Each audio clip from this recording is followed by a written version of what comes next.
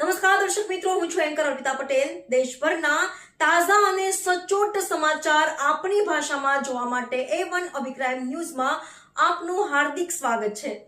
હવે જોઈએ મુખ્ય સમાચાર। મુન્દ્રા બારોઈ નગરપાલિકા દ્વારા 12 કરોડથી વધુના વિકાસ કામોનું લોકાર્પણ અને ખાતમુહૂર્ત કરવામાં આવ્યું હતું। મુન્દ્રા બારોઈ નગરપાલિકા દ્વારા ₹12 કરોડથી વધુના વિકાસ કામોનું લોકાર્પણ અને ખાતમુહૂર્ત કાર્યક્રમનું ભવ્ય આયોજન ડાક બંગલો મુન્દ્રા ખાતે કરવામાં આવ્યું। આ કાર્યક્રમમાં અદાણી ફાઉન્ડેશનના સહયોગથી ભૂખી નદીમાં ડ્રેનેજ લાઇન અને નદી સફાઈ તેમજ મુન્દ્રા શહેરના 3 મુખ્ય પ્રવેશદ્વારના ખાતમુહૂર્તનો સમાવેશ થાય છે।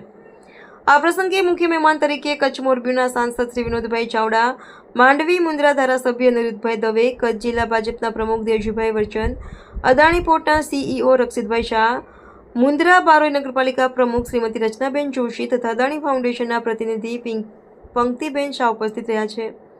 આ ઉપરાંત મુન્દ્રા શહેર અને કચ્છના વિવિધ સામાજિક રાજકીય નેતાઓ, સંસ્થાઓના પ્રતિનિધિઓ તથા નગરજનોની ઉપસ્થિતિમાં વિવિધ વિકાસના કામોની જાહેરાત કરવામાં આવી। આ કાર્યક્રમનું આયોજન મુન્દ્રા બારોઈ નગરપાલિકા પરિવાર તથા મુન્દ્રા શહેર ભાજપ દ્વારા કરવામાં આવ્યું। સ્ટોરી ભરત ઠાકોર, કચ્છ।